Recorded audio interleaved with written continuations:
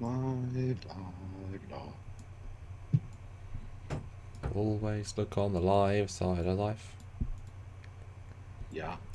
Yes. What's up, guys? It's time for an epic moment in Star Trek history. The return. Peanut Hamper. Our And the worst villain. Titan! And the Titan, Stuart, look, it's Yes, there. yes. And the worst and best villain in Star Trek history. For different reasons. Okay. Yeah. Yeah. I feel like a hot take coming on. No. Season 3, episode 7. Mathematically perfect redemption. Hold on 1 second.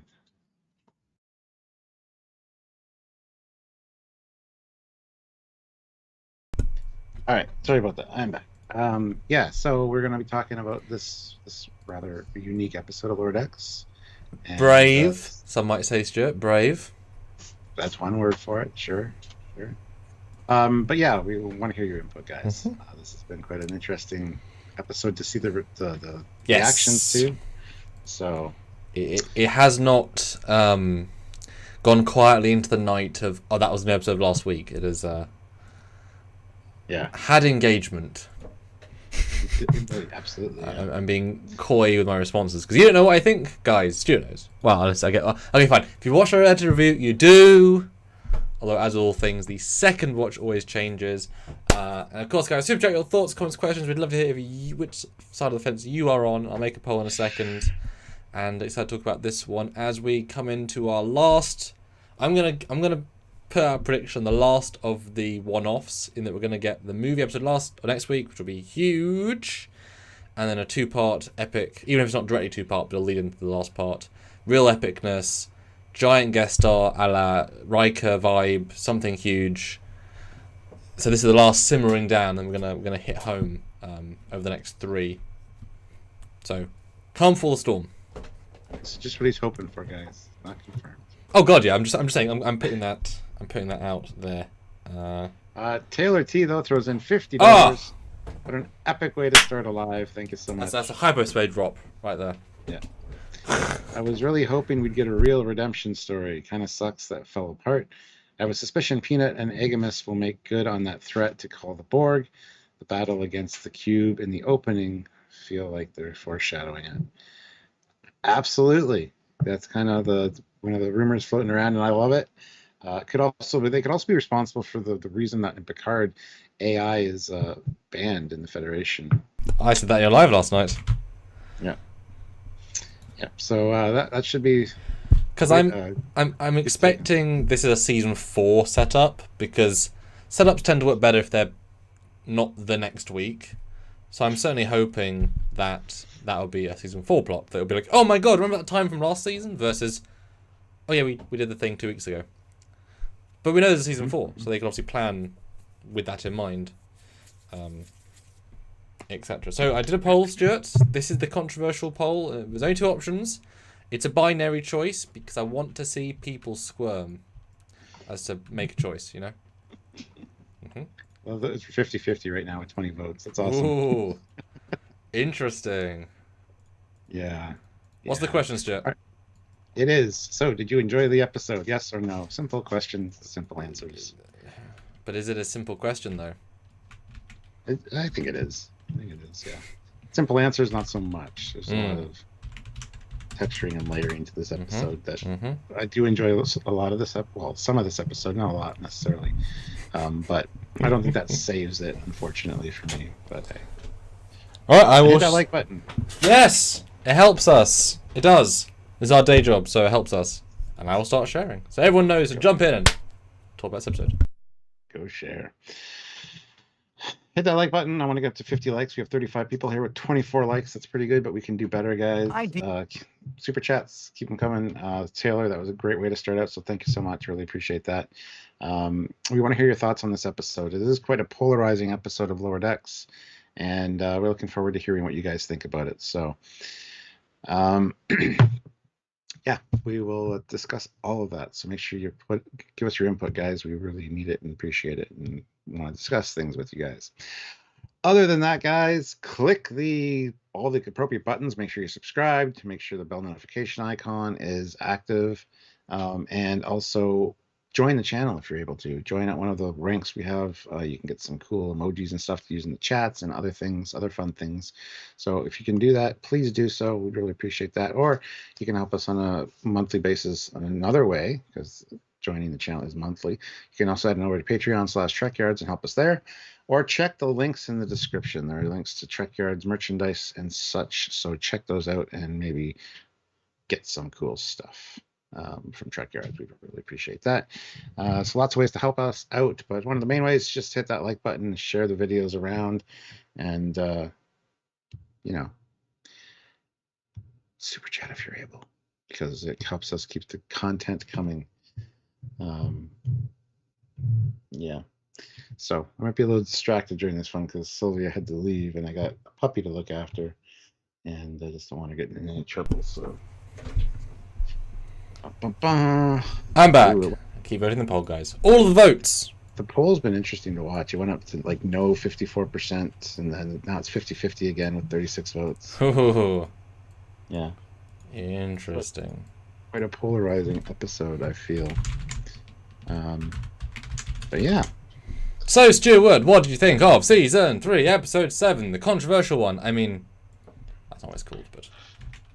And, importantly, what do you think now you've had time to reflect, think, discuss, and etc.? Lower Decks, or sorry, Avatar Lower Deck style. I don't know. It was an interesting take to kind of go outside the box and do something like this, bring in a tertiary character, have them return. And I thought literally through most of the episode we weren't going to see the Cerritos at all, which would have made it a definite unique piece or episode. I do appreciate that the Cerritos came in though at the end. I think the end part with them and the battle was the best part of the episode, obviously. But the rest, I mean, I didn't like Peanut Hamper from the get-go, and again, so much time had passed and I hadn't seen the episode. I thought, was I being too harsh? No, I absolutely was not. So Peanut Hamper is quite the interesting villain for sure. Yeah, I kind of wanted a redemption thing as well. And there was a moment where it's like, oh, maybe I'll like Peanut Hamper. Ah, shit. Yeah. So it definitely did what I think it intended to do, and that's get some feelings and some, discussion. But definitely some in the moment, what's going to happen? What the hell is happening? Vibes from the audience, and I think they succeeded in that 100%. And it is interesting that they go outside the box and do these kind of things. So overall, I didn't enjoy it. I think it's probably one of the worst episodes of Lower Decks, if not the worst, out of all 3 seasons for me personally. Doesn't mean it's bad by any means. Everybody's like, oh, it was good still. It's like, yeah, I know, I understand. It's Lower Decks. It's still good. It's still entertaining. It's still fun to watch. And I'd much rather watch it than other stuff. But it's just, it didn't hit all the check marks for me for this, for the show, unfortunately. I'd rather watch the first 4 or 5 episodes from this season, and we know how kind of mediocre they were. So, but Stuart, we got a new ship. We got 2 new ships, Stuart. We did. Is that not enough to appease your? That's what I said. I mean, the last part with the Cerritos and that battle and the ships, interesting. Kind of saved the episode to not be absolute. I don't want to talk about it at all. So it saved it, and yeah, the ships were actually pretty cool. We do have some videos coming out this weekend about those. Interesting videos as well, actually. I was pleased how well it went. Yeah, and so look forward to those guys. But yeah, I mean that part was good. That was a good part of the episode. But so then people are calling out this as being the big drop the shark. Nope. Jump the shark. Jump the shark. I mean, how where would you say this is their first bad idea as well? If you don't like the episode, is that because it's a bad idea or poorly executed? Where do you think on the line you would vote then if you had to sort of say one way or the other? Is it a bad idea, or is it a just not well executed version of the idea? It's a brilliant idea. It just takes Lower Decks to a place that they haven't been before, and a lot of people have made the comparison. It's much more Rick and Morty, and I can totally understand that. And you've not even seen Rick and Morty to any great degree. I've seen a few episodes here and there, or pieces of episodes, and I'm not really impressed with it. Yeah. It's one of the reasons I don't enjoy this so much. Possibly. But I do need to watch Rick and Morty, and I will. Very, very, very, very bingeable. Yeah. So I think it was a good idea. I like that they're taking risks like this for sure, but I don't know, it just didn't quite hit for me. But not everything will, Yeah, other people seem to love it, and I like that. That's good. So. And don't you just miss the Discovery episodes where we had entirely different perspectives, and we actually had like debate a bit. It's like, but you liked that bit, Tish. We're all on the same page this last year or two. Less debates with you and me, Stuart. Yeah, I mean, and also this one had the return of Jeffrey Combs as Agamus, and also the J.G. Hertzler as the Drakmani scavenger guy, which was a cool little return. So it was actually filled with returning elements. Probably the most returny of all the things. Yeah. Oh, Chuck doesn't like it. Oh, just saw Chuck. Well, Chuck, you're so positive. Actually. Yes. Thirst Contact, member for 30 months, the rank of Admiral. So much. Oh. Yes. I want a Starbase 80 fan. We find out that it is a classified research outpost, Black Site, and the threat of reassignment is a smokescreen. That is interesting, yeah. I guess I could do a Starbase 80 fan film, just like we finally go there. It's like a resort. Beautiful. What about you? What do you think on the review of it? So obviously, as you were there, the first review, I liked it overall. Having rewatched it, I actually like it more than I liked it the first time.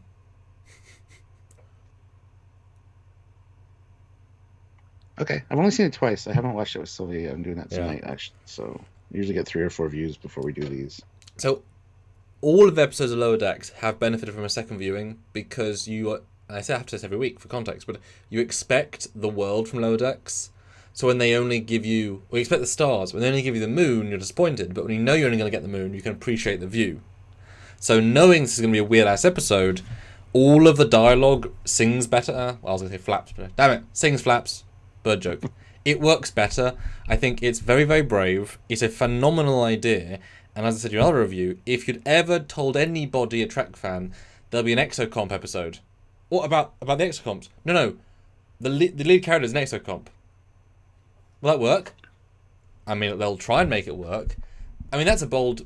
And it's not even like it's a visually updated Exocomp. This is just an Exocomp from the 80s.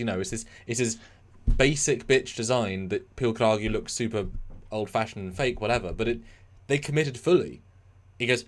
it bleeps and it moves, and it's in a full episode, and you very quickly get absorbed into that. It's a super interesting non-first contact, and in fact there are very nice hints, because it's a crafted story. The way the bird people say, you're the first alien in my lifetime versus first ever. There's a really nice hints as to they do know about these creatures. It's you don't get it first time, but it's really there if you once you know the second time. I still think the twist of Peanut Hamper is really unfortunate because it's such a good, all-in story of redemption, and to entirely destroy that is really upsetting because for the audience to... You're not getting subtext of facial expression in animation. You're doubly not getting it when it's a robot that goes beep, beep, beep. So they can't add... There's no subtext, she's kidding. There's no subtext at any point until Bosch done. And that's a huge disappointment because you're fully committed to the bit.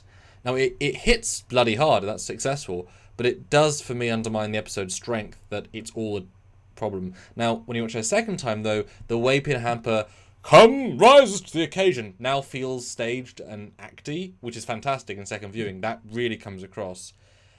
And then the twist of she be like, oh, fuck, this has gone bad, also works really well. But I would have liked it better if it was a positive story, because that's the way it plays. Now that said, the ending saves it drastically because that promise of these are going to be 2 of our big villains in season 3 or the end of 2 is fantastic, and throwing any legacy actor in is always a win. So Combs and JG really elevate, but neither dying and neither being underused, both a good little chunk of screen time. So it's a really, really interesting episode that I bet they had lots of drafts and they refined the shit of it because it feels it. But it is the furthest departure, and if you redress the Exocomp into any other robot, the first 60% is a Rick and Morty episode, but not very funny. because they have a bird person literally in Rick and Morty. And I'm sure that's Oh. a gag reference to that, 'cause it kind of vibes that way. One thing we didn't mention is in the new opening, which I really appreciate the new opening. But you see Rutherford's old implant, and it lights up. And I saw a thing online today that Badgie is actually in Rutherford's old implant. The original Badgie, yeah. I can see Badgie returning to help Egamus and Peanut Hamper in some form. So, yeah, it feels like we've got a cabal of AIs that they've been building, which is a ballsy play. But yeah, it absolutely feels that way. Because that edit is very long when you watch it again. It's like, you gotta cut off this implant. Nope. Bloop. Okay. Okay. I get it. Very, very long edit. But it's no, I commend them for what they tried to do. There's a few things they could have done to make it bigger and bolder, but this is one thing I thought the second time. The music, there's so much cinematic, stirring to the occasion music. It's really full on, and they play the emotions so much, and it's so. It's a lot to take in this episode because it is. I mean, the pace is so quick and so sharp, and so next, go, reveals, twists, sex scenes. Just constant stuff. 2 different sex scenes, Stuart. For realsies. Indeed. Well, I think it's a good time for an ad. That was a great ad. Wow. It was. I mean, if you haven't bought one already, then what's the point of even being here, I know, right? All right. So. Yes. Guys, can you hit that like button? Super chat. We want to hear your thoughts on this one. Quite polarizing. Yes. So there's a point we say you don't agree with. We want to hear about it. We want to talk about it. So please super chat in. Don't forget to vote on the poll as well. Yes. Lots to do. And we are 1/4 for our minimum. We've only had 1 super chat so far. We desperately need those 5s or 10s. Throw in some and help us out. But let's read some non-super chat as well, because you guys have had some stuff to say. Chuck A, this episode was for the birds. It's a bad thing in vernacular. Method Freitas, poorly executed idea. I think I might have cared more if Peanut Hamper had come into contact with a species I already knew, like people from the Product War. Possibly. Chuck, I'm disappointed coming from episode 6 of such good quality before episode 7. But yeah, people talk about that. Yeah, this might set up the AI stuff from Picard. Although sad, the exocomps are the reason for the. But there is a difference between AI robots and sentient can walk around creatures. And there are loads of AI in Star Trek. There's only one data, so why would the synth ban? Synth ban is not the way they frame that is not synth ban and all AI. That's a Romulan ban. But it would be kind of nice, yeah, if I mean, it is for the other shows to fix Picard season 1 because they can. Because that'd be cool, actually, and there's a lot of ways you could do that. Honestly, like especially with Peanut Hamper, Egamus, and Badgie kind of doing their thing. They can infect some synths and attack a Romulan colony or do something.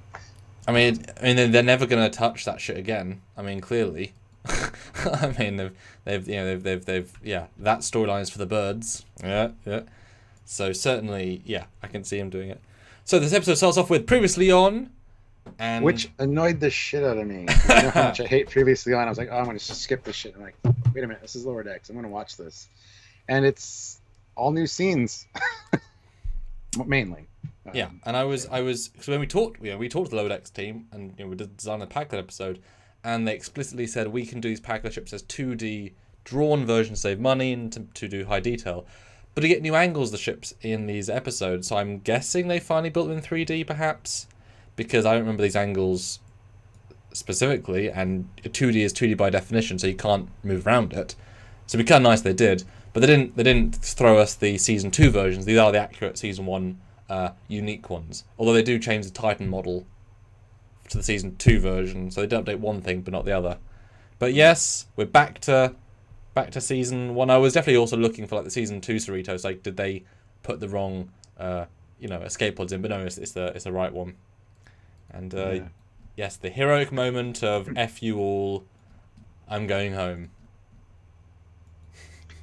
Chuck A, $2. Great to have Combs and Hartzler voiceovers. Yes. Yeah, I mean, a second DS9 reunion, actually, if you think about it, 2 episodes in a row. That's 4 Well, 5 if you count more, and that's 5 DS9 people returning in 2 episodes in a row. That's pretty incredible. Yeah. Oh, Ozzy, $2. Yes. It's the Enterprise coming in. It is. Yes. But we see the shuttle explode. Boom. And then the big guy dies. Your Shax die. The running commentary is pretty funny. I kind of wish it was even funnier. But, I mean, what can you see from that distance? But it's a really nice recontextualization. Yeah, when the 3 come in, you're like, oh, damn. Oh, damn. And then she's so excited that the Titan's there. Now, that's a crew that'll respect the robot. It's true. Like, they still messed up the blinkies. Why is the middle blinky red? You fixed this shit for the Cerritos. You made that mistake again. I mean, it's so brief, and most of them are right, but most of them were right last time. So just saying, you effed up again, guys. But it would have been nice. But it would have been nice if we had some other bit, you know, that have a Riker cameo here. You know, could have something be kind of funny. But that's okay. Jasper Jedi, $10. Ah. Felt very rushed, but would have been all right if Peanut Hamper's redemption stuck. But her being a jerk anyways seemed pointless and left a bad taste in my mouth. But very interested to see what they do with the AIs. Jasper, can you explain why you think it felt rushed? Because I actually think the pace was really solid. I mean, it was fast. I thought the pace was good too, actually. Like, they crammed a ton in by saying, we're not going to have a single line for Tendi, not a single line for Rutherford, apart from the flashbacks, you know. Dude, seriously, explain why. Because well, I do agree, but I always said the Peanut Hamper redemption, because boo. But it's fine. If it leads into better season 3, that's all good. But no, things tried to be underway. They saved money by not showing Go to Warp, which was smart. And the simple line of, well, they wouldn't just scan for organic life and not non-organic life. Right? Right? Right? Right? Because it's true. I mean, data wouldn't be scannable, so as in by the conventional scan. So yeah. And then New Lord X opening. The dirty symbol. Yeah. Powers up. So that's a sign of things to come possibly as well. Damn good looking sun. I wonder if at any point they had a slight question. Because I only thought this the second time. The way Peanut Hamper jets around, she's farting. Looks like it. There's a few shots where it's like, I mean... One minute, I'll be right back. It's okay. going to be something real quick. Yeah. So hold on. But, yep, she has spent the last... Well, we don't know how long. They keep all that stuff vague. Very, very vague, actually. Building in the cell? Very, very, weird in a cell. And a deflector dish, which I love, because, yeah, you need a deflector to help project the field and to take stellar matter away. Very TOS-like. I have returned. Welcome. I was wondering how she created this, because if this is the remnants of one California-class ship that the salvagers didn't include in their ship, they didn't take the pieces they wanted, and I guess the remnants of one Packard ship, I'm not sure how she can make a warp nacelle, although I said to the audience, that is such a TOS deflector, and on purpose. Like, that's absolutely a TOS callback. Like, what do you think of the idea of making a functioning functioning warp nacelle?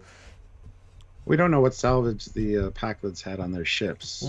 That is true. So it's hard. It's, you know, it could be anything, honestly. That is true. Or if you made like a sonic screwdriver.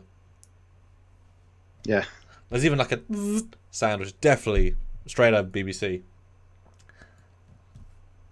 Yeah. She's counting the days. And then we meet her friend Sophia. I was so excited for a Castaway style story. You know. Yeah. Abandoned instantly. It is funny, but I was really hoping for a continuing story. But it's a clever opening. It's creative. It's interesting. Although, you know, the idea of going warp point 2, like, that's called impulse, babe. That's impulse. Because the threshold is the warp threshold of 1. Yeah. There isn't warp point 2. There is, like, remember Sulu, point 2, point 3, and then like there's an entire subplot in TMP about going to warp 1 because it's a challenge. But that's the old warp scale. Actually, yeah, this is a point that is quite interesting because I talked to Rick Sternbach like 2 or 3 years ago when we were doing my script for the warp scale and impulse, how impulse drives work. And he explained it so that this is actually correct, that it was warp, but impulse is a different. It's messed up. Anyway, I hated that line. I wish it would have been 1.2. Yeah, it seemed unnecessarily, because it sounds wrong. It does. By its very definition. I mean, I would still probably argue that it's not right. Because it doesn't really fly. Because there's a warp barrier you go into warp. Otherwise, you can get warp 0.5 and you can't. You just can't. It's not how. Yeah. But she's a dumb exocomp medical person. I mean, in fairness, she's not. She's never claimed to be a proficient warp engineer. So I'll give her a pass for just being wrong. And then also, it doesn't work, really.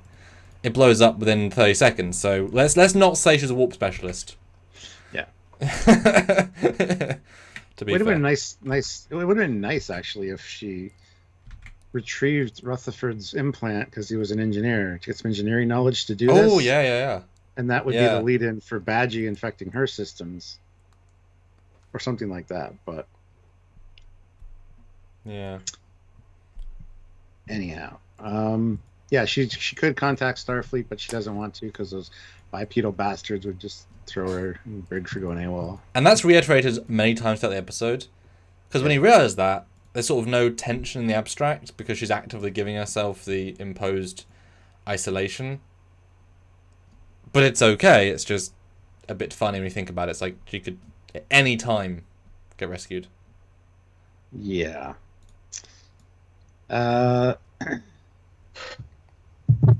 Anyway, so yeah, they fire it up. We make a pretty good team, don't we, Self? We'll be friends forever. Yay! Forever, Stuart! Forever! All of this episode, right? Yes.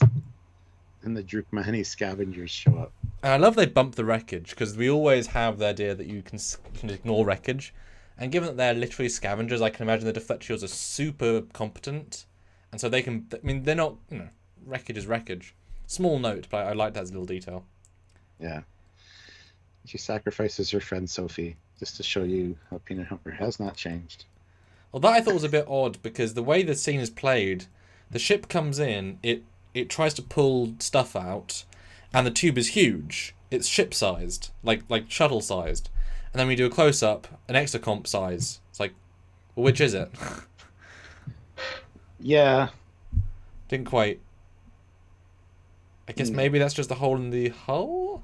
I don't know, it's a weird edit. It's a weird edit.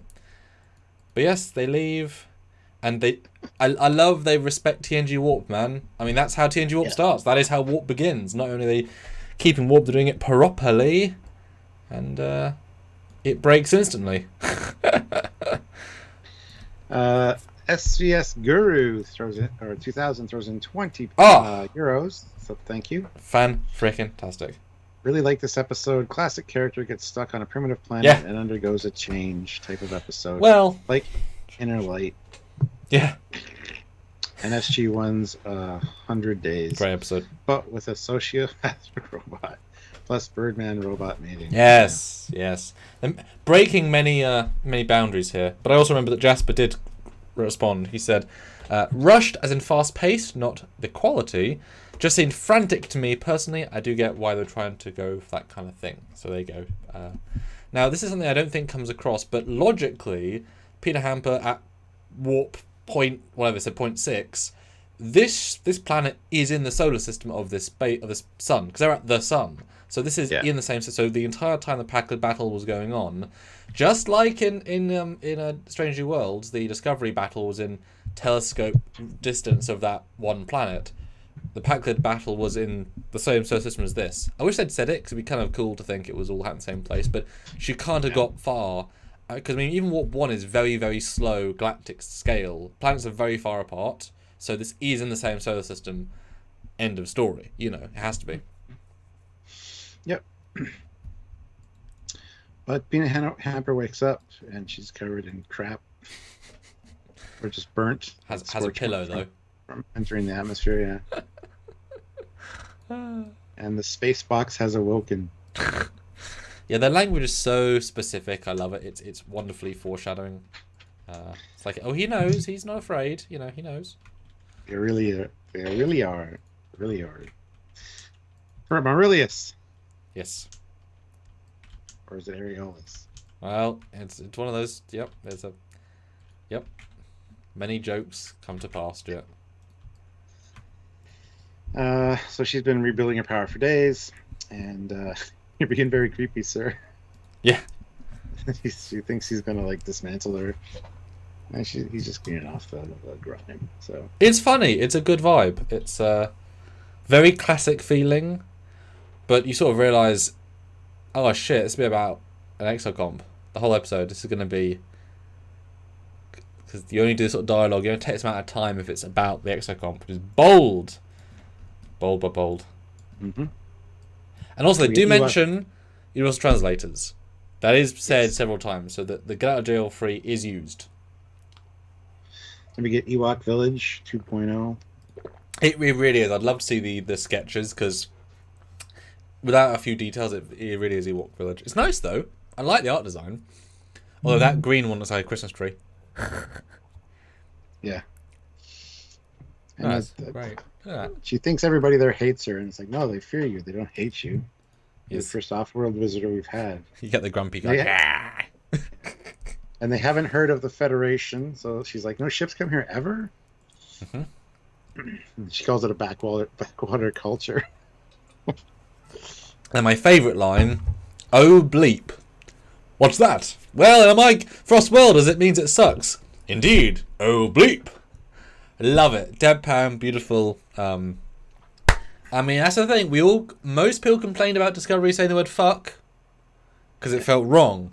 This show, how many F words in this episode? 5, 7, 10?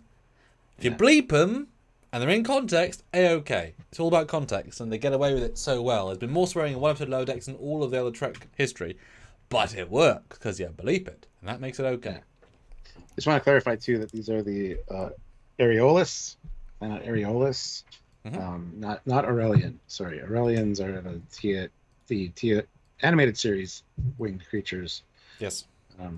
They get referred to as poor man's Aurelians. Yes, they are, which is a fantastic. No one's going to get that except those that really get it, and I love that sort of humor. Very clever. Then we meet the son of the chief, and it's the typical, Very Dances with typical Wolves type trope. He's got a girl, and there's this new stranger in the village, and his sort of 6-pack vibe. Yeah. Oh, I love that. It looks like he's got a cloak, but it's his wings. But it gives him like, even goes. It's his wings. Although I am shocked that the first time round I'm like, oh, it's his girlfriend, isn't it? Because clearly hot, attractive, tube top wearing female bird. Never mentioned again. But they don't say in the scene girlfriend. She says it's a joke, your man, but that's Peanut Hamper saying it. So I was waiting for that to come back and pay off, like, you stole my man, let's have a fight, and then have an epic Peanut Hamper versus Bird. There's so many things they throw you in this, like the dad's really important till he's not, the kids are important till they're not. There's lots of things, so that was one of those things I kind of wish they did ignore that. Just small thing. And his name is Rauda. I love how Peanut Hamper says, getting some major village bad boy vibes from Raw Dog. Am I right? Oh yeah, that's. Yep. Yippers. I mean, there is some genuinely funny lines, and it's definitely weird Trek dialogue. But I think that the dialogue itself is really on point. Yeah. It's just a tricky old episode to work with. And she's so dislikable. I mean, ooh, a dirty stick, thanks. And then I'm gonna go show you the well. Wow, a well, cool. I mean, in fairness, you wouldn't be thrilled at a well either. No, but for them, it's quite impressive to have a well, So still, it's like good job, guys. I love how everything here flies. That's my favorite gag of the whole thing. Just passively, there's like 6 animals and they all fly. The scene later on, it's just a nice, beautiful long shot, just so they can have turtles flying. We've seen those flying turtles before. I think we have. Yeah, I think we have. Yeah. No, it's great. It's lovely art design. It's a very good And they can come back. You know, now they're warp capable again. They've kind of embraced their chi. I like how he walks in and says, "How can you live in such filth?" Good morning, you too. All the classic prison trope. But I mean, it is magic. I mean, what a waste of your power source to create 500 little tennis balls. But that is definitely a trope of overdoing. But there is a weird disconnect with Peanut Hamper. The fact that she can fly, she can EVA in space with a thrust, which is different. She can replicate anything, including organic substances with hyperspray, which you wouldn't necessarily think you could replicate necessarily. But can beam herself. Although that might have been, I suppose, linking to the transporter of the Cerritos. Maybe that's a out gel free card. Yeah. But pretty powerful abilities. But I guess the transporter was kind of my over the top. But I guess it's probably the Cerritos link. Yeah. I think it's the question of, do all the animals here have... Does everything on this planet have wings? Of course they do. Of course they do, Stuart. Jeez. Well, that's not the... What did she say? That's not the huge in this quadrant, for your information. It's funny. It's good. I like it. It's the planet of everything that flies. And she insults them doing the roof with straw. It's just gonna rain and collapse again. Mm-hmm. Oh, goodness. Then we get the sky snake, which I thought was hilarious. That, well, if everything here has wings and flies, why don't you just call it a snake? Mm-hmm. She's not wrong. It's definitely an episode filled with one-liners. Oh, yeah. There's actually there's a lot of comedy in this that I kind of forgot about. Yeah, you kind of move past it a bit. Yeah. And milking the goats. Mm-hmm. And they specifically have the leg, so you can't see what she's doing exactly, because it's a bit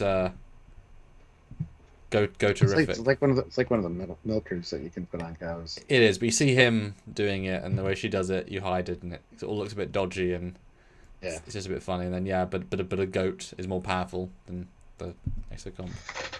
But they killed that sky snake, but only after it. The chief. Yes. I like how he's like, "This is a circle of life. He takes my life with his venom. I take his life with my spear. Yes. Nothing can be done." No, nothing, Stuart. This is the end of the story of the chief.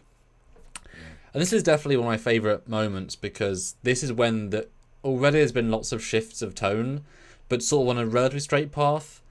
This is when every other movie this happens, right? And then normally the robot would connect with the new chief. They'd fight a war, la la la, and the music swells. It's beautiful, poetic, and hard cut end of music. Oh, hello, I'm fine now.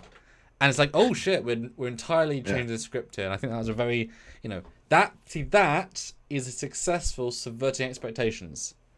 That's how you do it, fucking Mr. RJ, Ryan Johnson. I love her line too of, "It's called science, which you could have if you didn't put up with straw and parasite water." Which is paid off in a minute, yeah. Yeah. But they don't know any better, because, yeah. Everybody loves her now, and so she replicates some candy for the kids. Everyone is amazed. And then you get a very, very Ewok village shot. Top there. Yeah. Although, hey, shit. Top middle. There's the opening with the ships. Ha! I was that close either until this frame.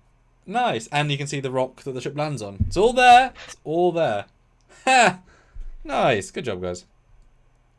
Now, what the hell is Peanut Hamper doing? Because I thought the bag would pay off, but feels like she's going shopping. Yeah, I don't know. Doesn't matter, obviously. Just But she's like healed everybody. One guy's fecal matter is back to oily and white. Gross.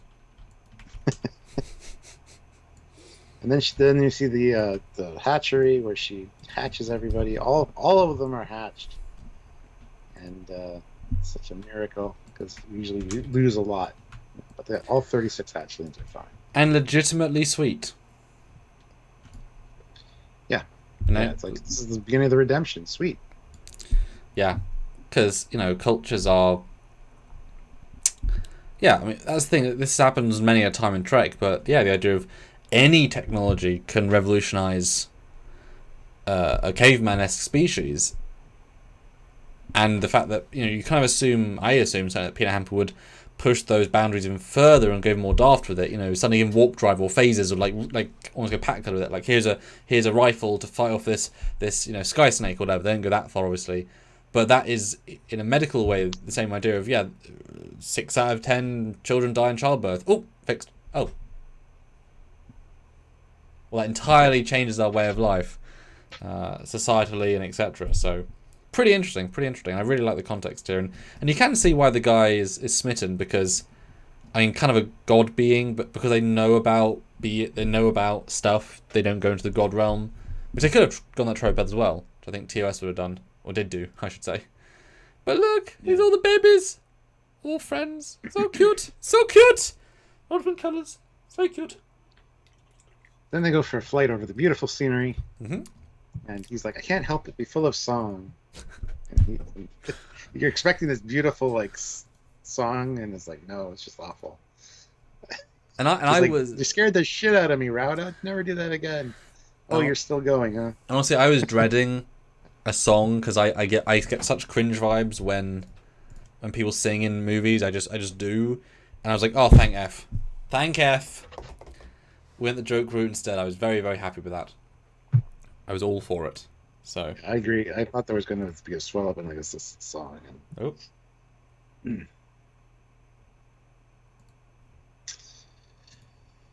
Okay. Are you all good? Yeah, my screen just went blank and died and came back. That's weird. Okay. Sorry, weird. Then they talk about how he comes up here to hide from his father because his father's so perfect, and everybody expects him to be perfect. And then we hear about her dad. Dad actually comp, what the hell? Because he built her? I don't know. But they... No, Stuart, when a mummy exocomp loves a daddy exocomp, they get very close and they combine chords and they replicate a new creature. I hate you so much. Right? Don't you always? But she had plans to rebel and go to Free Cloud and become a Dabo girl. Never settle down. Ended up in Starfleet. Messed that up too. So... And then he says, you made everybody's lives here better. You haven't messed up here. And it's just gross. How I long for the touch of your nozzle. I love how his hair is... Okay. His hair flares up, or his feathers. And then she does the do-do-do with her little things. And they talk about their pieces being different. And anyway, we don't want to get into this. This is another moment where the music's sweet and it swells and it's genuinely emotive and you're really like, wow, we're really going into this. And it is some, hardcore sex between a bird and a robot. And a penis joke. Good stuff.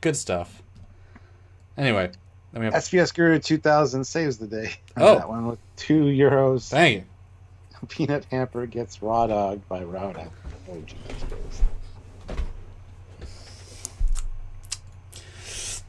So guys, we need 9 more votes on our poll to hit 100. I want to see 9 more votes, because I really want there to be a conclusive answer on this episode.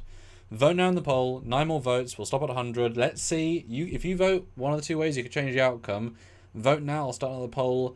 Do you enjoy this episode? Overall, yes or no? 91 votes. Vote now. We want to know. But then we get a very Avatar moment. That's why I kind of vibed. Yeah, absolutely. What does he say to her here?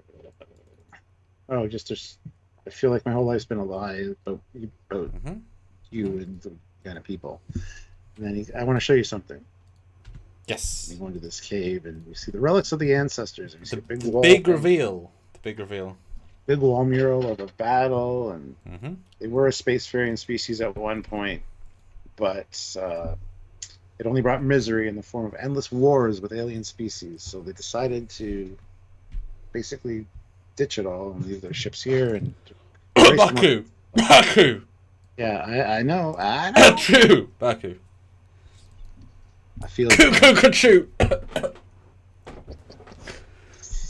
And the other way says that they could make the stars fold in upon themselves. She's like, that's called warp. You dumbass.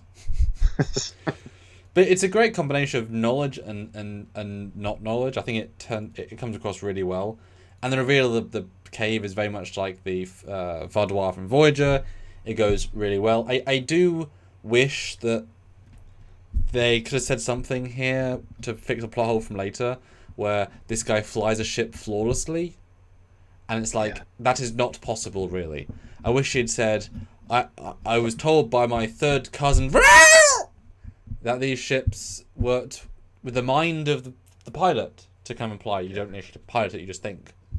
Because it is daft, he can fly it later. There is no reason kind for of like Battlefield Earth, where these primitive humans that don't know how the technology works can fly Harrier jets.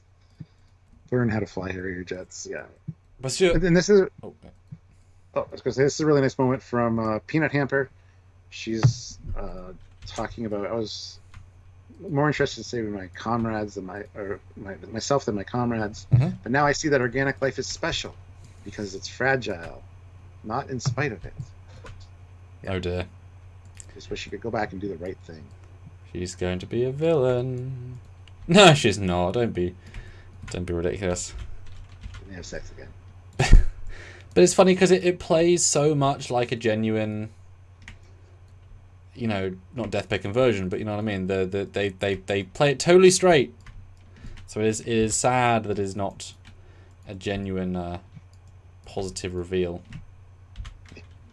And Devo says, I guess I haven't been breaking the Prime Directive this whole time, after all. It's a good line. Which sort of shows she cares, I guess. It's hard to tell where her lines are. Yeah. Then we get a time lapse of the village, and autumn and winter, and then fall, or spring, I mean. Wow. Anyway, spring, and then a wedding. I wish we knew how long that's meant to be, because it's only been, you know, a season. But boy, that beak on was pretty cute, right? Sure, yeah. That was cute. Again, trying to sell you on the fact that they're going to be together forever. Lies. But no. The Drukmani scavengers arrive. And I was wondering, Mr. J.G. Hertzler, are you going to be in attendance? Because you could argue, you know, it's a small galaxy if it is. The one Drukmani we know is the one we see. But of course, bring him back. Don't not bring him back. You know? He's already in the booth. Just going to record more lines. And you did. Yeah. They must have tracked me here. It's not my fault. Don't let them take me. And there definitely is a sense of acting from her. Now, once you watch it once, you're like, oh yeah, she's putting it on for the... It does actually come across quite well. So that's good writing then to be able to achieve that. See, even later though, when they reveal that she contacted them, I was hoping that was right when she woke up, kind of thing, and found out about the ships, contacted them, and then all this time has passed, so she changed her mind and forgot to tell them. Yes. And no, not at all. Well, it's like, why get married? How does that serve your plan? If you know you're going to leave the planet, you didn't. Why? That's entirely unnecessary. Yeah, I don't know. Don't know either. Just to be the most powerful woman in the village because married to the chief. Yeah. I mean, you could be right, I guess. I suppose. And the Drukmani, they launched their shuttlecraft, and I love this shuttlecraft. I don't like their ships, but they're just freighters. Yeah. But the shuttlecraft is a very cool design. I do like it. It's very it's kind of like an Orville mix with Star Trek. Yeah. I love the tree house base vibe. And I like the fact that they come out and it's, you know, it would be more frightening for a non-warp capable to see beaming than a physical item. So I like the slight logic there. Although I was thinking, is that JG? Okay, no, it's not. But that's fine. And, you know, I mean, relatively speaking, they're quite, you know, reasonable. It's like, well, yeah, you guys aren't warp capable. Hi, by the way. You got stuff below, you're not using it. We claim salvage. I wish they said we want to take it from you in exchange for something, but salvage. And then the great counter of, yeah, our stuff's built on it, so destroying it. Well, given that we saw it was really far away, why would you build your new society on the realm of your old one? Literally above it? That seems odd. I guess you know the thing isn't going to fall down on you, but... Maybe, yeah. It's a solid foundation if it's a bunker. Anyway. The primitives resist. It's a great line. So they just start, like, tractor beaming everything. Although, in fairness, the reason there's a shuttle is so that Peanut Hamper can take the shuttle. Now I'm thinking about it, that's probably the reason more than... Yes. Dan asks, how is she not losing power? That's a good question. She's using a replicator quite a bit. She could be solar powered. Who knows? Well, she's an organic machine, so obviously her power systems would be capable enough to survive any situation normally. It's like, how does Data not run out of power? Same question, because he's literally designed to be, like I said, solar powered or have a self-generate. You know, it's like a car. If you run a car, it powers itself. You know, how often do you recharge your car? Well, never if you're doing a normal car. Designed to be that way, so I think it's fine.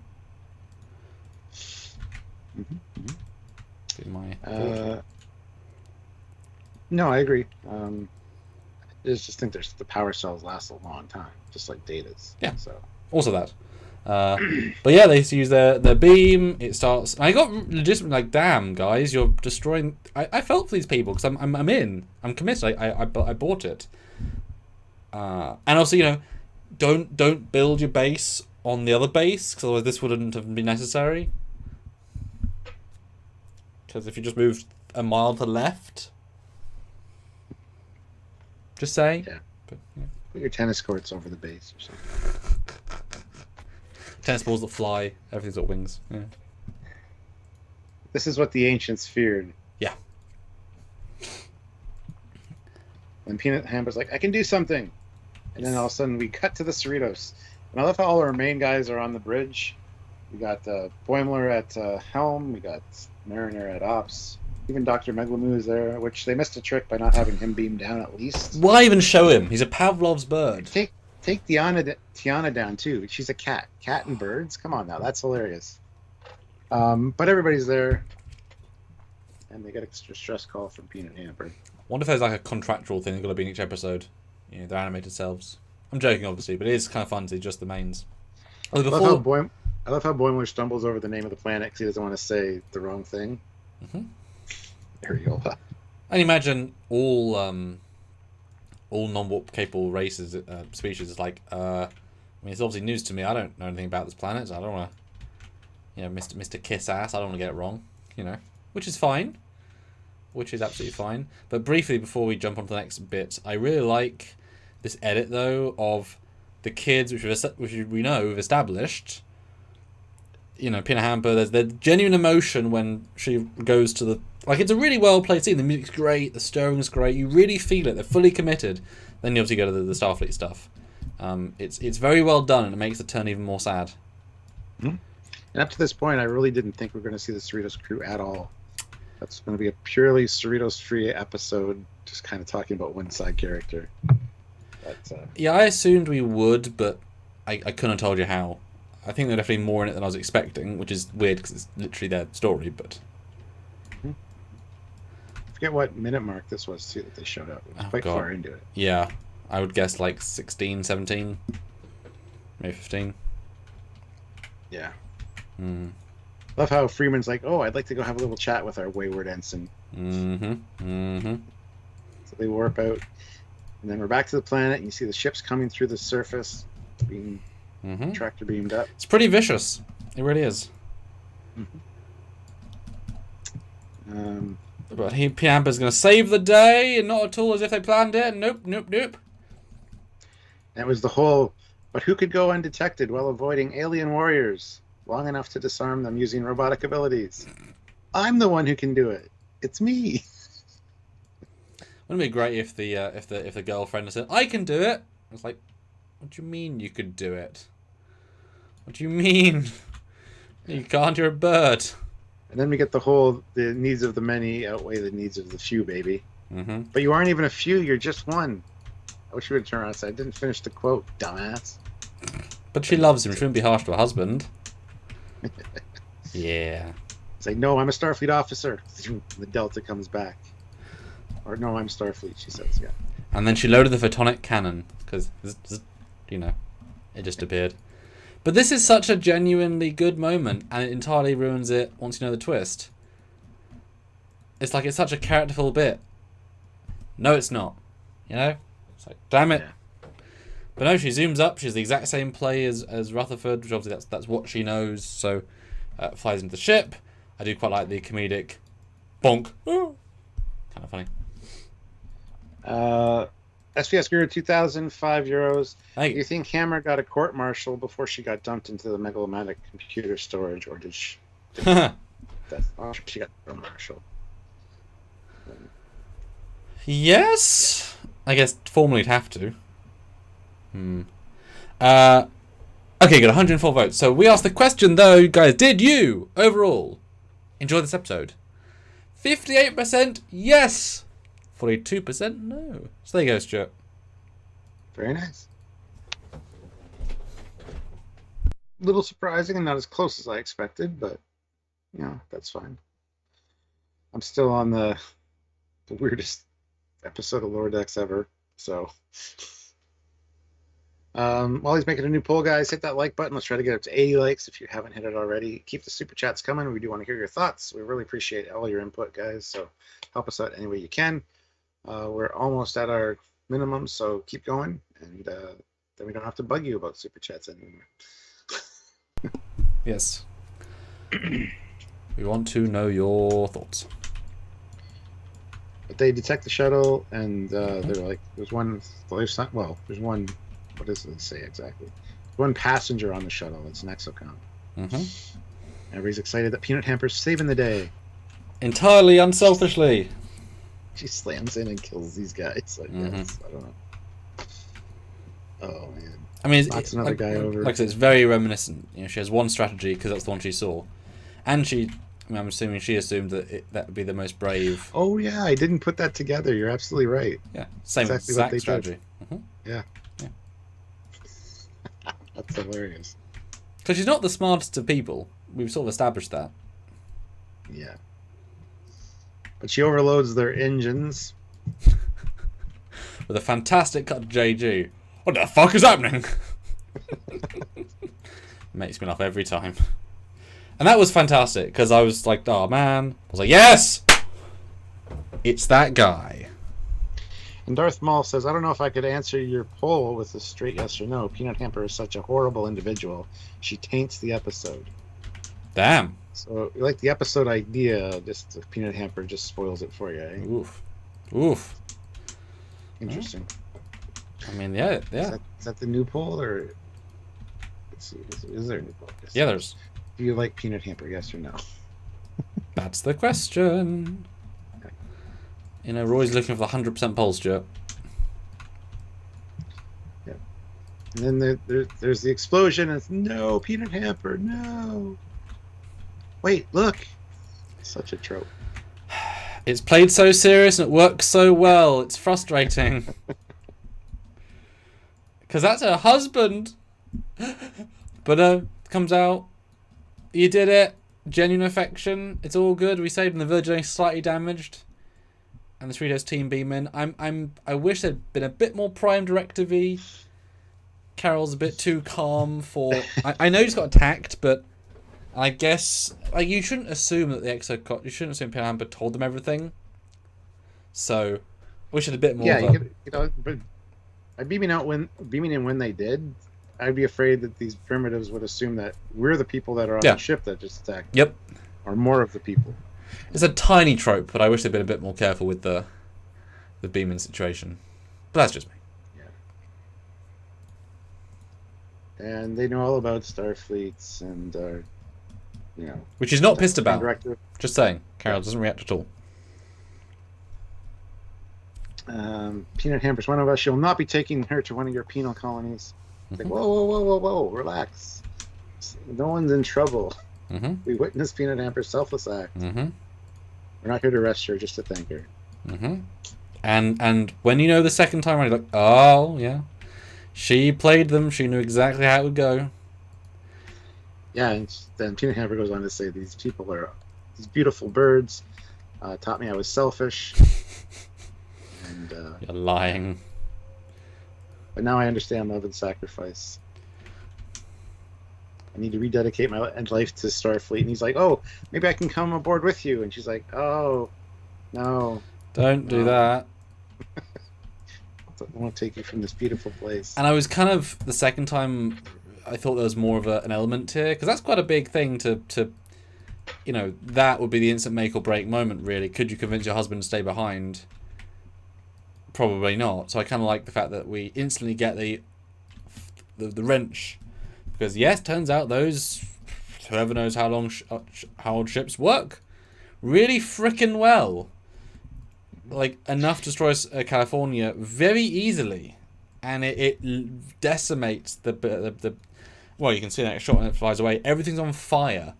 This thing real powerful, and the plane gets scuppered instantly. Good job, Peanut Hamper. Good job. I am Misi throws in $20. Ah, so thank you so much. Thank you. Amazing. I'm not sure who asked what it looks like when an exocomp loves an owl person, but by God, Lower Decks answered it. It's true. I mean, did you say that 2 weeks ago? I thought I you did. We I thought were just chatting about Trekyards things. I had a question. Just yeah. Well, is in your lottery pool. You know, I think you had bird person love story with robot. Mm-hmm. Although, did you notice they call her a robot, an android, and I guess the box. They kind of use all the they kind of use all the phraseology to kind of, I guess, be safe as to what an XCOM really is. Because, like, is it a robot? Is it an android? I wouldn't call it an android, but I don't know. I thought they were kind of being clever and safe on that. Yeah. We get one of the ships fire up because the Draconians, whatever they are, beat down to it. Rachmani, that's it. Yes. It's a nice double twist though, but I was kind of hoping for a happy ending, something nice and peaceful. You know, everybody hopes for a happy ending. So. Well, I was hoping you were going to say that. But no, escalates, and this thing really kind of wrecks shop on the Cerritos. It's a well played little pew pew. It sort of generates extra zazz. And oh yeah, that's like, is that thing even operational? Yeah, and it's got weapon systems like nothing we've ever seen before. Mm-hmm. Because it is real weird to have that work still. But yeah, and then the Martok gets some lines. So I was thinking it'd just be a one-line cameo, but actually get some dialogue and you get this great sense of, guys, what's wrong with you all? You invited us here to get the freebies. And then buy a robot box, peanut butter. Peanut butter. Which I laughed out loud at. In the fires of this destroyed set, which I thought was really nicely done. And Peanut Hamper's like, no. And JJ is a great performance. We recorded it, of course. Dumbass. I might have been a Klingon in a past life, but I recorded it. I got receipts. And then Peanut Hamper sounds like such a teen brat there. It's great. Yeah, and this is where I was hoping that this was sent earlier when she arrived. That could be the triple twist, yeah. Kind of forgot about it or think it didn't get through. And she was sorry about it, but no, not at all. SPS Guru 2000 throws in €10. Thank you again. Thank you. I think this episode works great as an allegory for disgraced celebrities and how they try to get themselves back into public life with their performative act of repentance without actually changing. Well, damn, that's a call out. Yeah. And Isle of Film throws in €2. Hey, thank you. The Birdles were fun. Rest very frustrating. Oh, but the bird turtles. 3 out of 10. Right. Birdles. Okay, I see you. 3 out of 10. Yeah, I mean, we'll get to scores at the end. But then it all comes crashing down. The instant style of dialogue changes from being sweet and real to being, screw you. And it's like, yep. Oh. And then, she makes her husband cry like a little bitch. And it's quite funny. I love how she also says, too, how was I supposed to know these old ships worked? I mean, they were built by organics who make things out of straw. What are the odds? I mean, they didn't used to. That's the point. Although you would have thought she could scan them because, like, yeah, a robot with scanners, like, at least could have double-checked. Just saying. She didn't bother doing her research. Like, yeah. She's like, you didn't expect me to spend the rest of my robotic life here, did you? Which is a fair point. He cries about everything. He even cries after we do it. Yep. Many emotions. Which is another fun trope in itself of the bad boy being extra emotional. So they kind of hit all the tropes in this one. Let me get my favorite part, the space battle. This is actually very cool. It's very classic. Yes.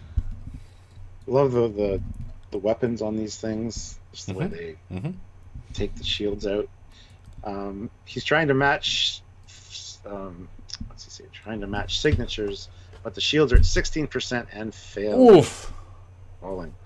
And you see some massive damage on the Cerritos there.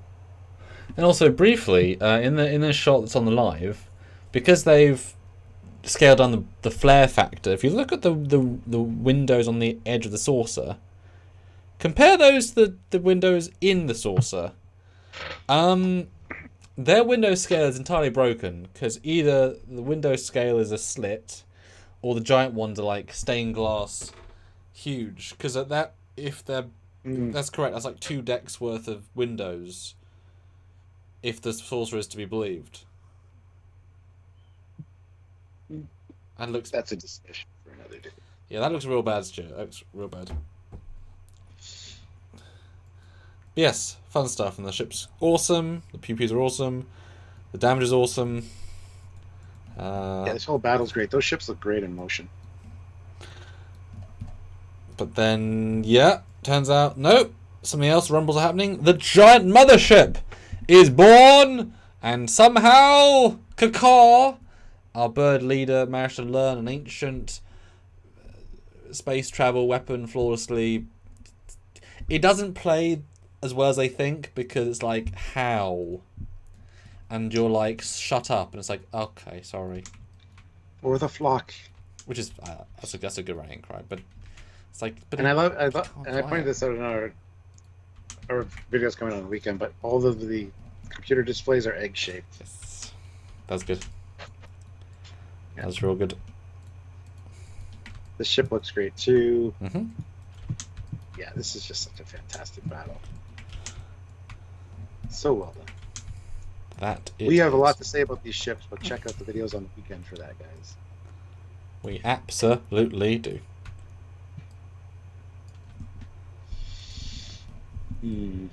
I was kind of surprised we didn't get a. Cause I did think for a second off this pew pew that we were going to get a moment where you see this great shot of it on the view screen, and this guy has been a good guy so far, but I was expecting him, a ransom I guess on the bridge, say, "They're hailing.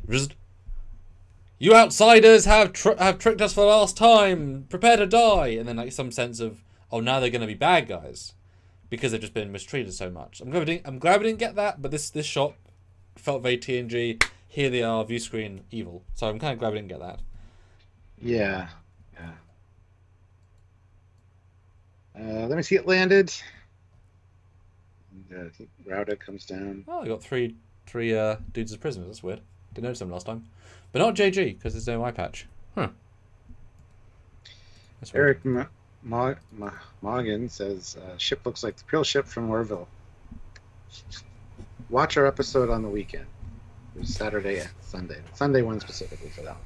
Yes, please do, please do. And poor dad dude, he's actually injured now.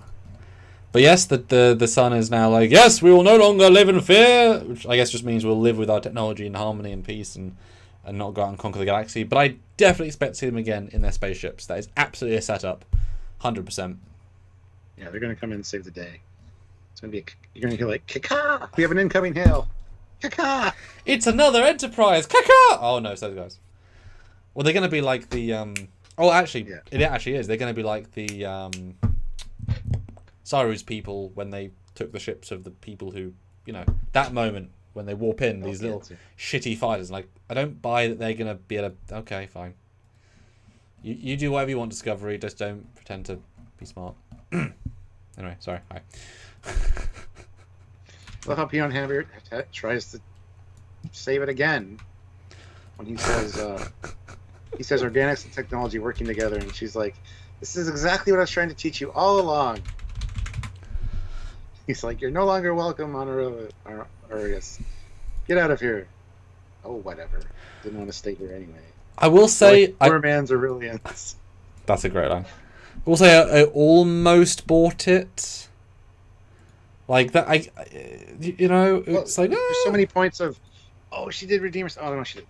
Oh, she did redeem herself. Oh, no, she didn't. There's like 3 at least in this, and it's like... Yeah. And then she's like, I should have called the board. And she tries to like put an antenna up, and they keep pushing it down. Board would love me. In fact, I'm gonna do it right now.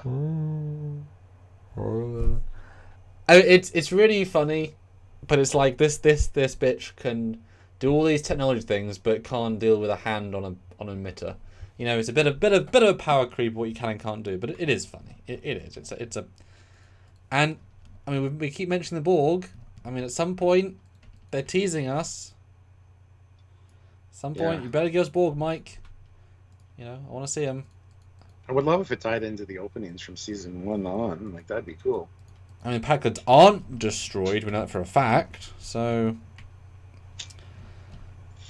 We end with her being put in self-aware, maniacal computer storage, and she's right beside Agamus and some other one too. And the CBS one is still there, by the way. Yes, he is. Not quite a friend yet. They'll start laughing with them, and she's like, "Stop laughing! Stop it! Nobody invited you guys. Stop." Which is fair. She wants her evil time. But I mean, if the entire point of the story is an origin story for the big bad of season 4, it's like, okay, I get it. And I mean, maybe Mike thinks as far ahead.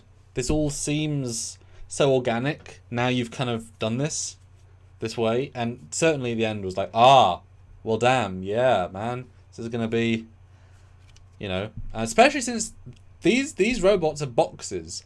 Peanut Hamper has a replicator. All this technology, way more fully featured, and you can imagine, in fact, if Peanut Hamper, if they all go into an exocomp unit, the AIs, and they're all flying evil units, just with varying paint schemes, could be very effective, actually. It's a really good end. You really need this kind of powerful ending to ump the quality, because it kind of ends on a weird note. This, I think, really gives it oomph. Okay, nice. Good job. Yeah. That's the end. That's the end, Stuart. My goodness. All new Doctor Who says, who is the worst betrayer? Peanut Hamper or Seska? Peanut. I hate Seska, don't get me wrong, but I hate Peanut Hamper more. I wish they did more with Seska. But that's obviously a lot of the show. That's just a general comment on the show, isn't it? All right, so this is the point, guys. Yes. We're going to give our final reviews and scores. We want you to do the same. We need another $40 to hit our minimum. We're not far. It's really nice, but not far at all. So if you guys can throw in a couple 5s, 10s with your scores for Super Chats, I will read those when we're done giving ours. If you just want to put it in the regular chat, Sammy will read those when we are done there. And yeah, let's try to get that last $40 in. Hit that like button if you haven't. Do all those things. We want to hear your thoughts on this episode. So before we do that, though, SVS Guru 2000 throws in 5 more euros. So thank you. I'm sure they defanged her, removed her replicator and other tech before they put her in the icebox. You would think so, yeah. So, Stuart, thoughts? And have you thought any different after our in-depth review? Because, we didn't go this in-depth in the other review, so... I actually do think a little different after this review, to be fair, and I'll discuss that when I talk about it here. This is still the worst episode of Lower Decks for me. Like, I don't enjoy most of this episode, honestly. It's just, well, I shouldn't say that. I do enjoy. It's got a lot of good lines, Stuart. It's not Lower Decksian enough, I guess, because we don't have our main characters. However, sorry, side question. Would you have liked it better if they were the avians from Animated Series? Probably, yeah. Okay. Yeah. No, I mean, there's a lot of good one-liners. It's quite funny, actually. So there is a lot to enjoy in that regard, which I had completely forgotten about because I just focused on my hate of Peanut Hamper.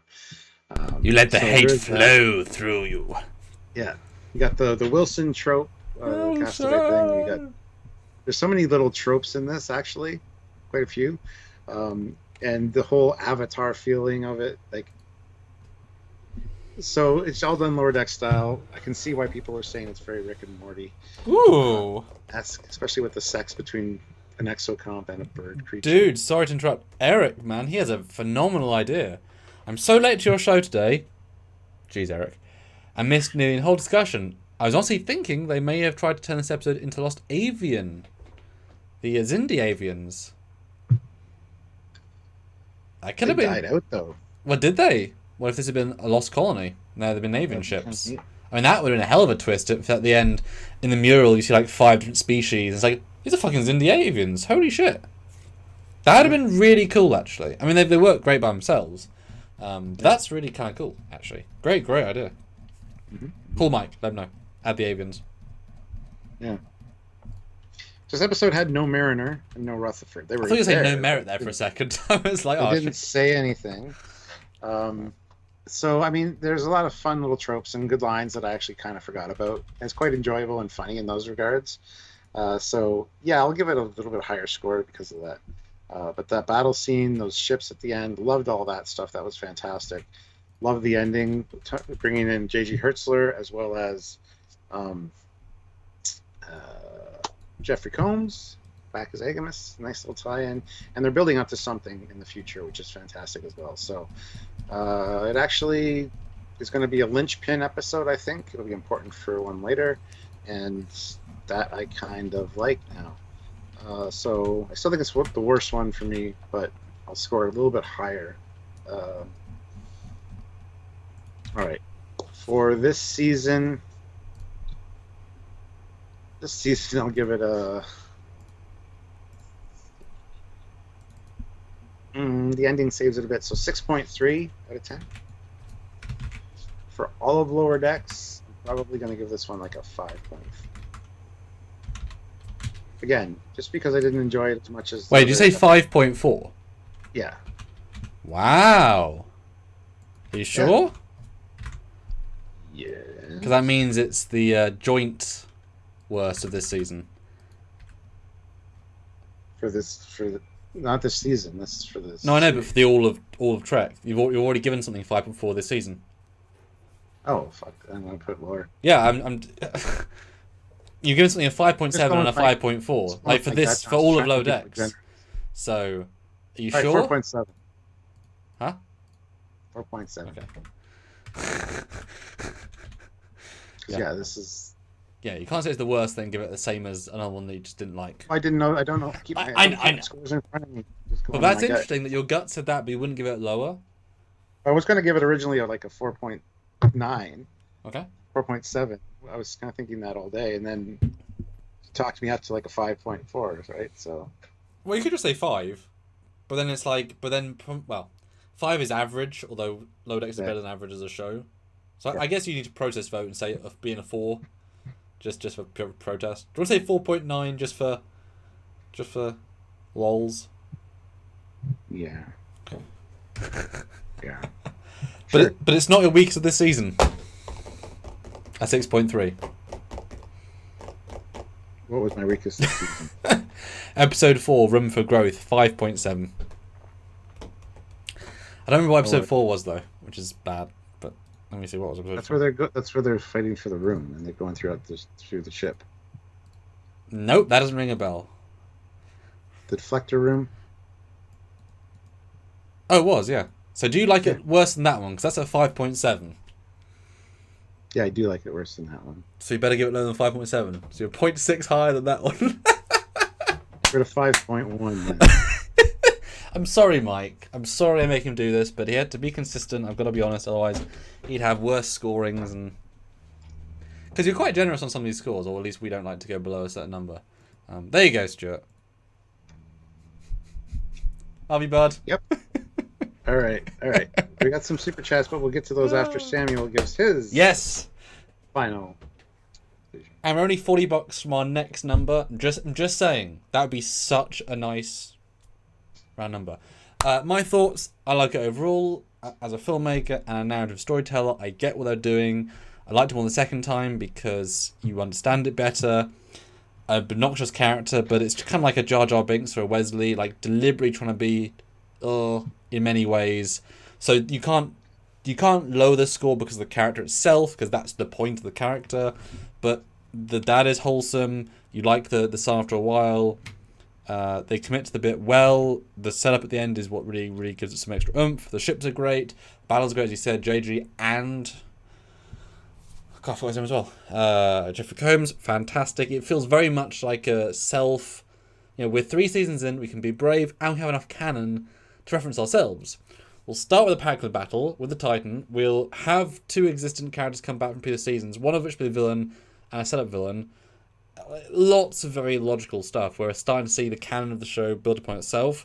But like you said, having Miglamone not beamed down was a huge missed opportunity. I'd far rather see that than take out some Peanut Hamper stuff. Like, that could have been really, really funny, for sure.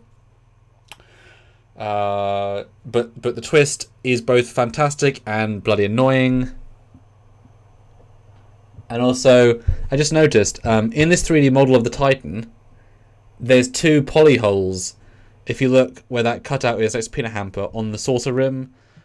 On the left-hand side, I'll zoom in. You can see lines of polys that don't quite line up. Matt, do you see? Oh, if Matt's here, he hasn't been commenting. Yeah, like look right there, in the middle of the frame. It's those lines are because the seam lines aren't quite fixed in the poly. Ha! Guys, fix your mesh. I love it. I love it. I love it. Sorry. But I mean, yeah, it's probably almost as good as you could have done for a douchebag teen exocomp episode. I mean, it's kind of like the epitome, like the top tier you could probably do. And it was funny. There was good gags, there was good jokes, there was good vibe. She's obnoxious, but that goes with the jokes. For me, I can't go any lower than a 6. For either score, I think it's actually it's more enjoyable than a lot of the Lower Decks episodes, because as often we ask for you guys, do you prefer I hate this? Would you prefer I hate this episode versus boring? And for me, it's so interesting, and with so many little bits of nuggets of genius, that it beats a boring episode. And I can certainly enjoy it for what it's trying to be. And I'm obviously looking at my scores here. I guess I like it more than the one that you said, the Room for Growth, because I don't remember why I didn't like it as much, but if I couldn't even remember what it was, is a good sign as why I don't even remember it very much. So Delta Shift versus Beta Shift. But why did I give it a 6? That's so low. But I think I enjoy this one more. There's way funnier. I think for me, this one... God, I have 2 6s.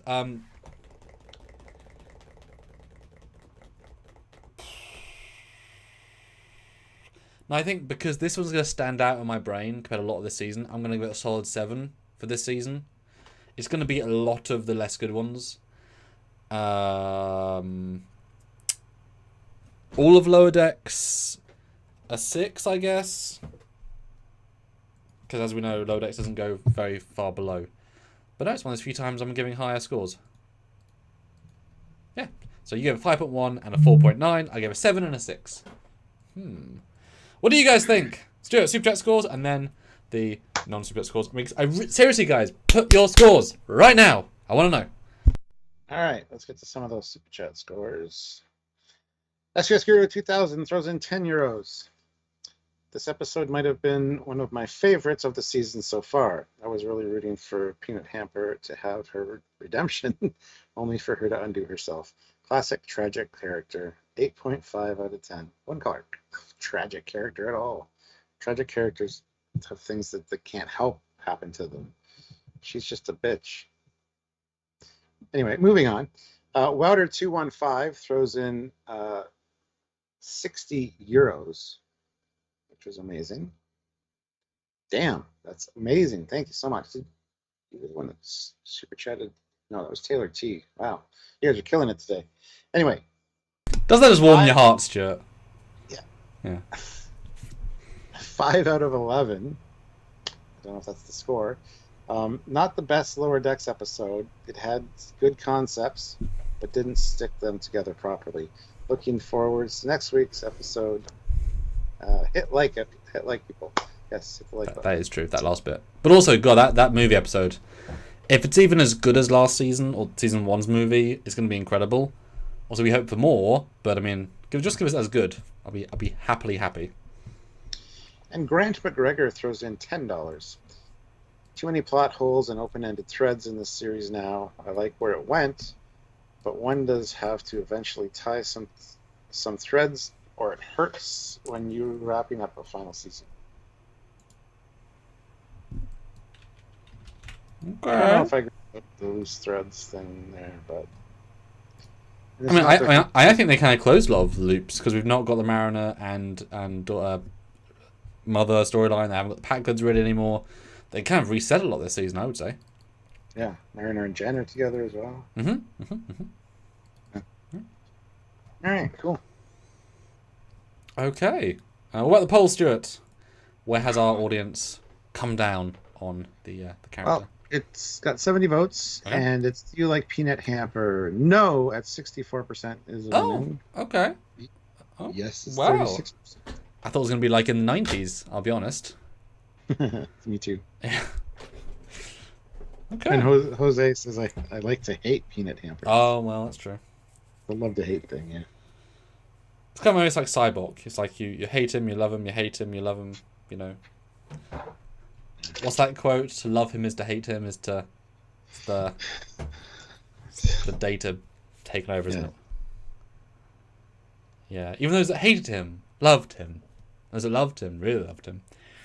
$23, guys, and we're at a phenomenal number. That'd be super, super, super helpful. Let's see what you guys say for non-super scores. I really want to see what the scores are.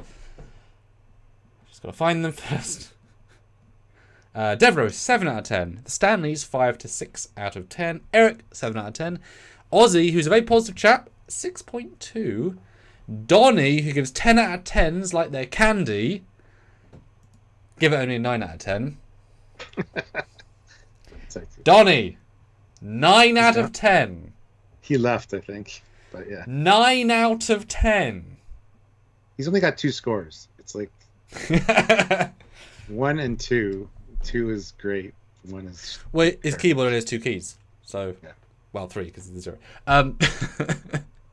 Sorry. Eric, 5 out of 10. Melos, 6 out of 10.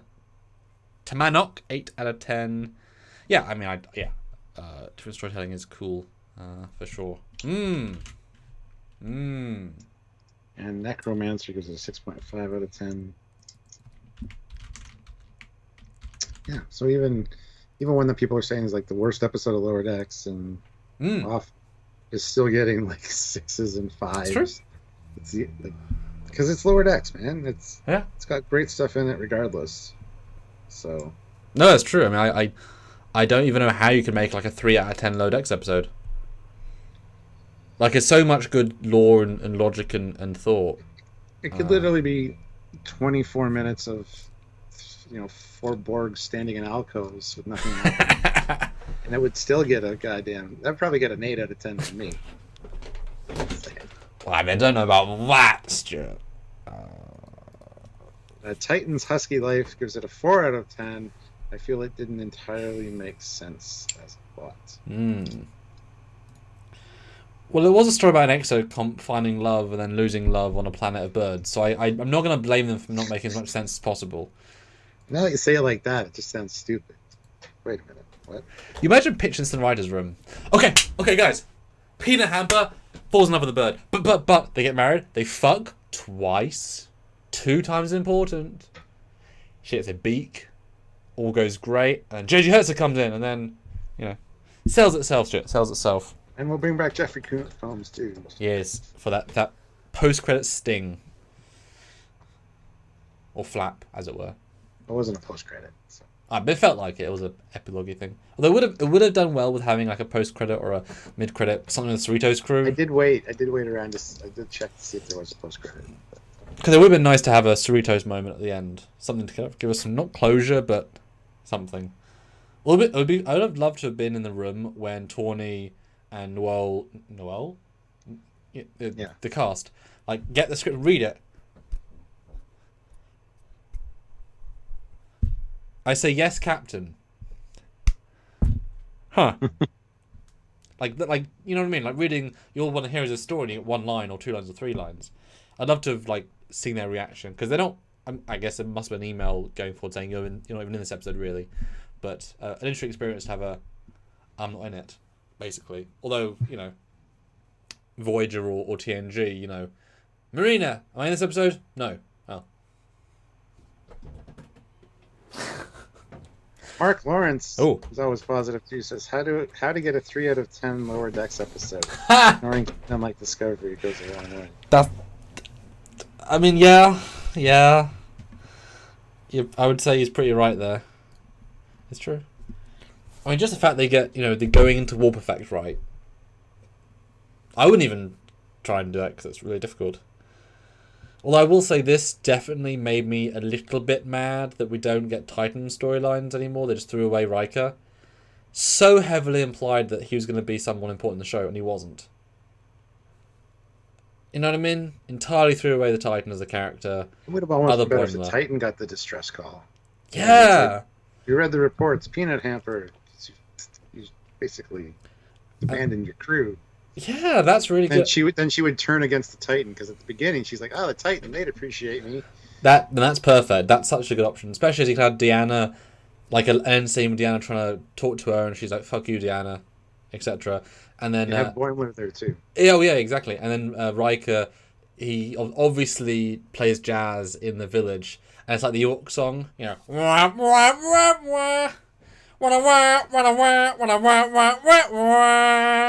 same song. Copyright. And then have Rauda being like singing along to it. And you see some the engine pods of the ship, and they're bonking the heads of it like the stormtrooper helmets, like shot for shot remake of the final sing along, and they're all just crowing. Yeah, see, that would have been funny. SVS Guru 2000 throws in 5 more euros. Thanks so much.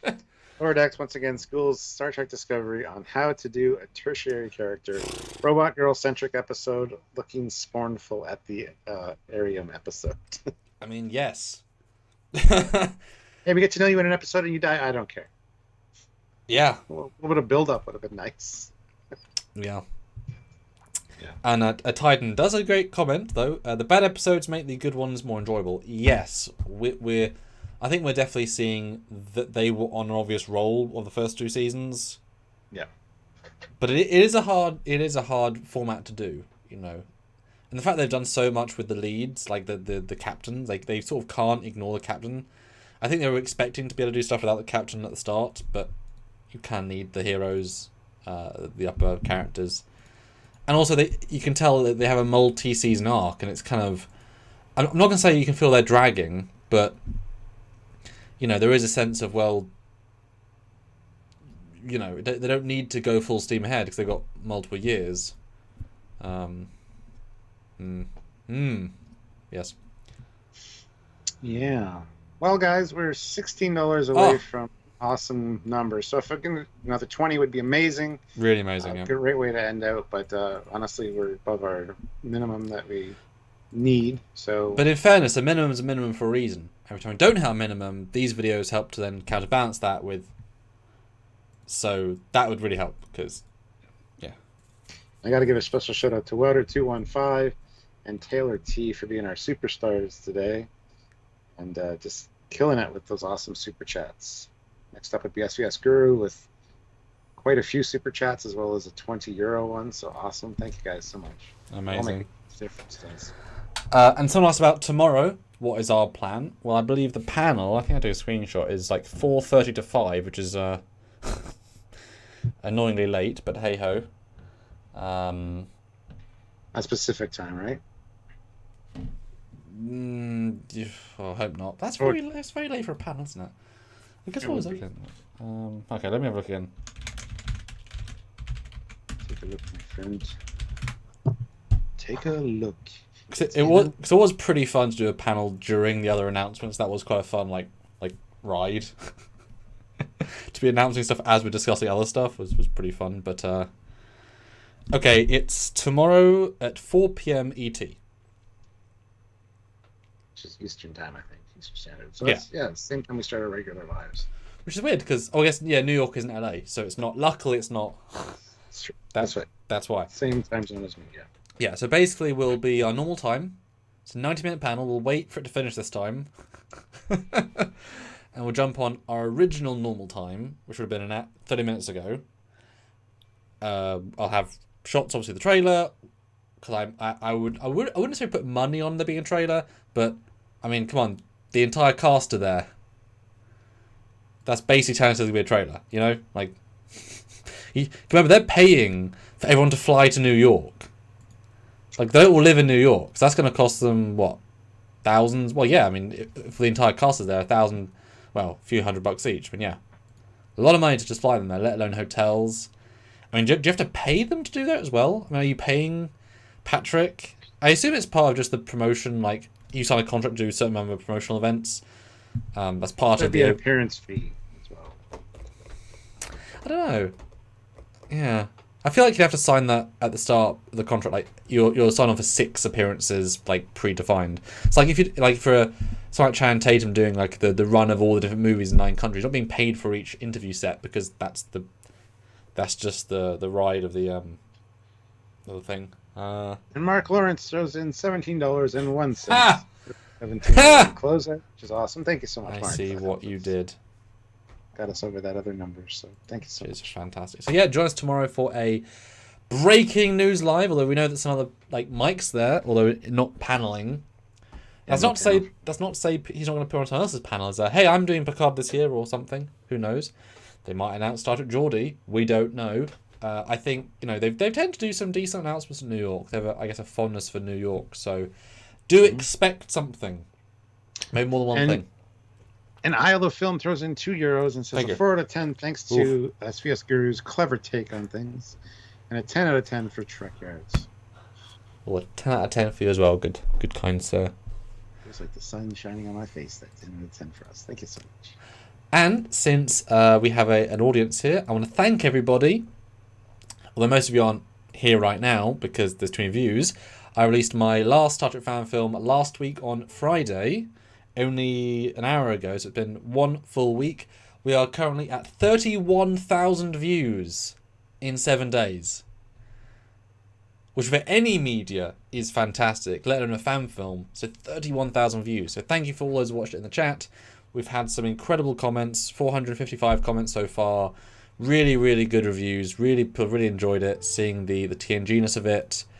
Hopefully that's going to bleed over to other films I do because you guys can obviously expect more stuff. And as you guys know, I've been working on the next Indiegogo page because that's going to launch middle of this month because I've run out of money a while ago.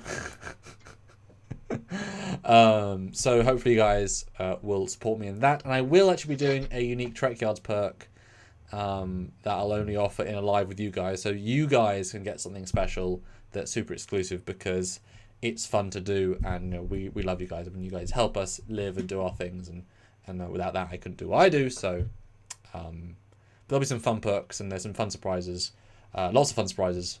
So and Stuart can announce his other characters playing one of those lives. One of those lives. Yes, because Trekyards will get some exclusives for sure. So yeah, check out that. We do need to raise a lot of money, so if you can support, please do at that point. It'll be fun. So on that note, till now, he is Commander Cockings. He is Captain Foley. See you guys in the future. Tomorrow.